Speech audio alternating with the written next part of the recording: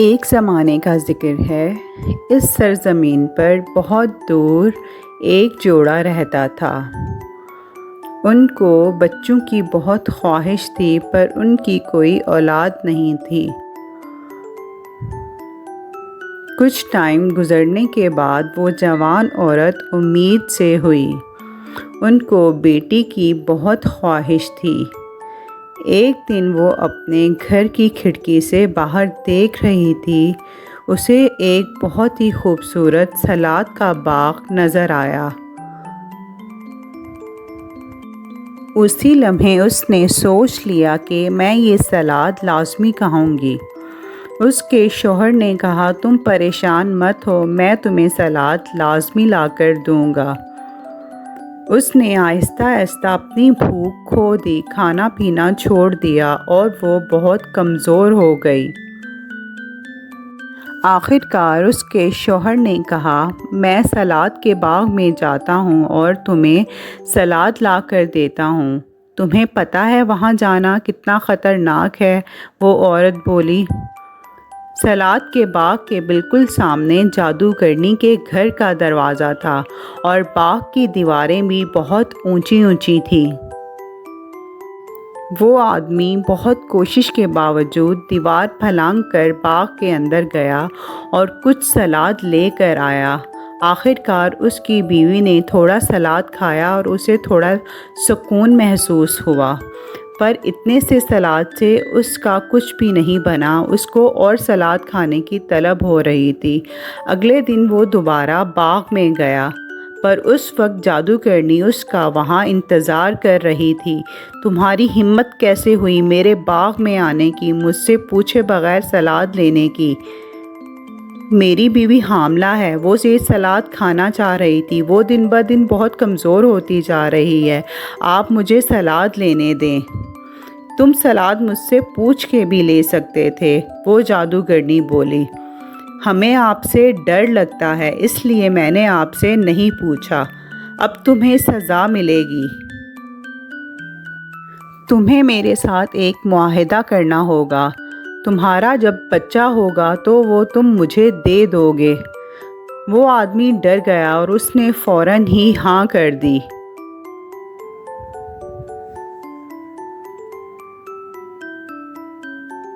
फिर तुम चाहे जितना भी सलाद ले लो, मैं तुम्हें मना नहीं करूँगी। 6 महीने गुजरने के बाद उस जोड़े के यहाँ एक खूबसूरत बेटी पैदा हुई। उन्होंने अपनी बेटी जादूगरनी को दे दी। जादूगरनी ने उस बच्ची का नाम रुपेंज़ल रखा, क्योंकि उस औरत को जो सलाद का पत्ता खाने की तलब हुई थी, उसका नाम रुपेंज़ल था। इसीलिए उस बच्ची का नाम भी उस सलाद के पत्ते पे रुपेंज़ल रखा। वो दोनों अपनी बेटी को देने के बाद बहुत उदास हो गए। जवान हुई तो वो बहुत ही खूबसूरत निकली। उसके लंबे भूरे बाल थे। उस जादूगरनी ने उस बच्ची के बाल कभी भी नहीं काटे थे। वो एक जंगल में एक टावर पे रहती थी। वो टावर बहुत ऊंचा था। उसमें जाने के लिए कोई सीढ़ियाँ भी नहीं थी। जब वो जादूगरनी उस बच्ची से मिलने के लिए आती तो वो नीचे खड़ी होकर आवाज़ लगाती, रुपेंज़ल, रुपेंज़ल, अपने बाल खिड़की से नीचे फेंको, तुम्हारी माँ तुमसे मिलने के लिए आई है। रुपेंज़ल अपने भूरे बाल खिड़की से नीचे फेंकती और वो बालों के ज़रिए ऊपर चढ़ जाती। कुछ अरसा इसी तरह चलता रहा। एक दिन एक शहज़ादा जंगल में शिकार के लिए आया। उसे एक बहुत ही खूबसूरत आवाज़ सुनाई दी। वो आवाज़ का पीछा करते करते उस टावर तक जा पहुंचा। शहज़ादे ने इधर उधर देखा पर इसे ऊपर जाने का कोई भी रास्ता नज़र नहीं आया। इसी तरह वो रोज़ उस आवाज़ को सुनने के लिए उस टावर के पास आता। एक दिन जब वो वहाँ पर आया तो उसने देखा कि एक जादूगरनी वहाँ पर खड़ी हुई है और वो अपनी बेटी से कह रही है, रुपेंज़ल रुपेंज़ल अपने बाल नीचे फेंको, तुम्हारी माँ तुमसे मिलने के लिए आई है। वो ये सब देख रहा था और वो जादूगरनी उस बालों की मदद से टावर के ऊपर चढ़ी।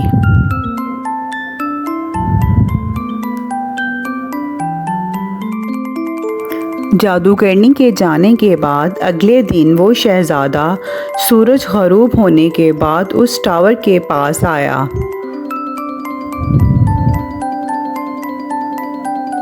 और उसने भी वहाँ खड़े होकर अपनी आवाज़ बदलकर रुपेंज़ल को बुलाना शुरू किया। रुपेंज़ल रुपेंज़ल देखो तुम्हारी माँ आई है, अपने बाल नीचे फेंको।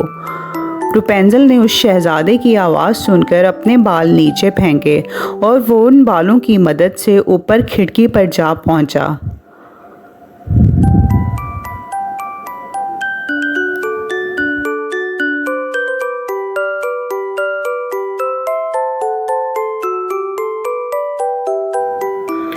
रुपेंज़ल ने पहली बार अपनी ज़िंदगी में अपनी माँ के अलावा किसी और को देखा था और वो शहज़ादे को देखकर बहुत ही डर गई। तुम कौन हो और यहाँ पर क्या कर रहे हो? शहज़ादे ने कहा, घबराओ मत, मुझे तुम्हारी आवाज़ बहुत पसंद थी इसलिए मैं तुम्हें देखने आया हूँ। ये बात सुनकर शहज़ादी को कुछ तसल्ली हुई और उसे शहज़ादे की बात अच्छी लगी।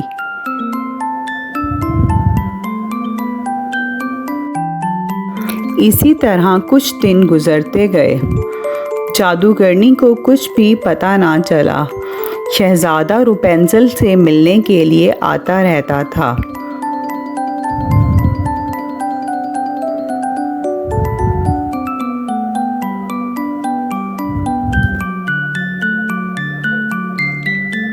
एक दिन शहज़ादे ने रुपेंज़ल से कहा, क्या तुम मुझसे शादी करोगी? ये सुनकर रुपेंज़ल को बहुत अच्छा लगा। उसने फ़ौरन ही हाँ कर दी।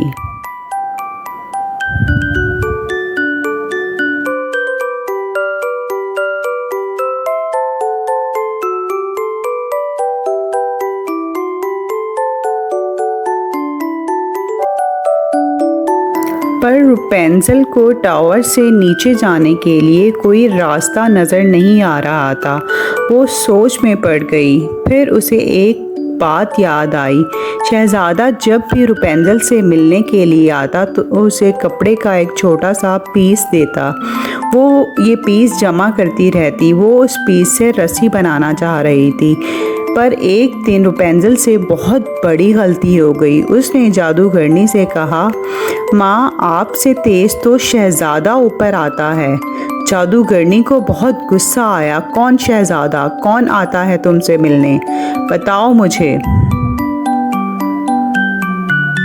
बताओ कौन शहज़ादा? मैंने तुम्हें कहा था मुझे कभी भी धोखा मत देना। मैं तुम्हें इस धोखेबाज दुनिया से दूर रखना चाहती थी। जादूगरनी ने शहज़ादी पर बहुत गुस्सा किया और जादूगरनी ने अपने गुस्से पर काबू नहीं पाया। उसने गुस्से में आकर शहज़ादी के सारे बाल काट दिए।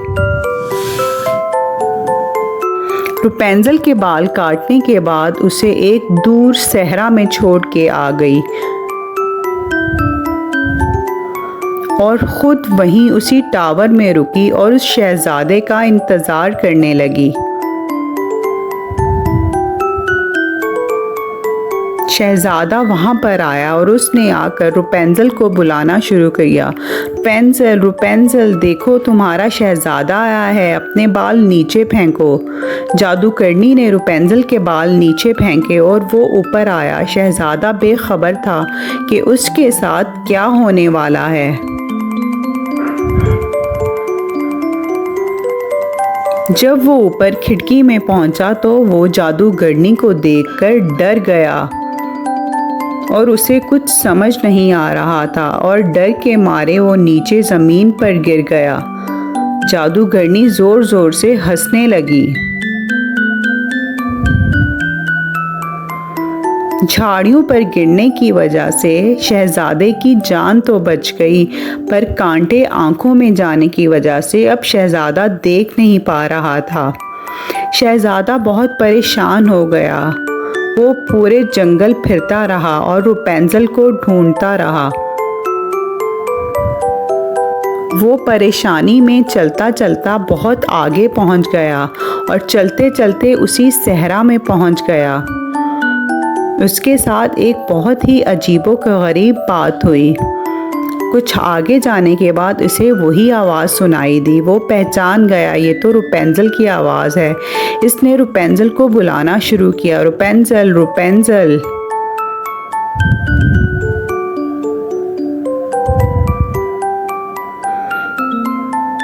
आखिरकार वो दोनों एक दूसरे से मिल गए। रपुंज़ल शहजादे को देखकर बहुत खुश हुई।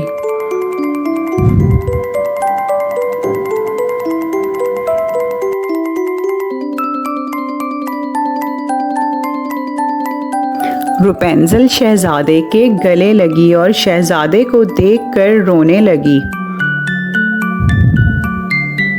रपुंज़ल के आंसू शहजादे की आंखों पर गिरे और उसकी आंखें भीग गईं और एक बहुत ही अजीबोगरीब बात हुई। जैसे ही रपुंज़ल के आंसू शहजादे की आंखों पर गिरे, शहजादे को दिखाई देने लग गया। ये देखकर रपुंज़ल बहुत खुश हुई कि शहजादे की आंखें खुल गई हैं और शहजादा रपुंज़ल को लेकर अपने महल आ गया।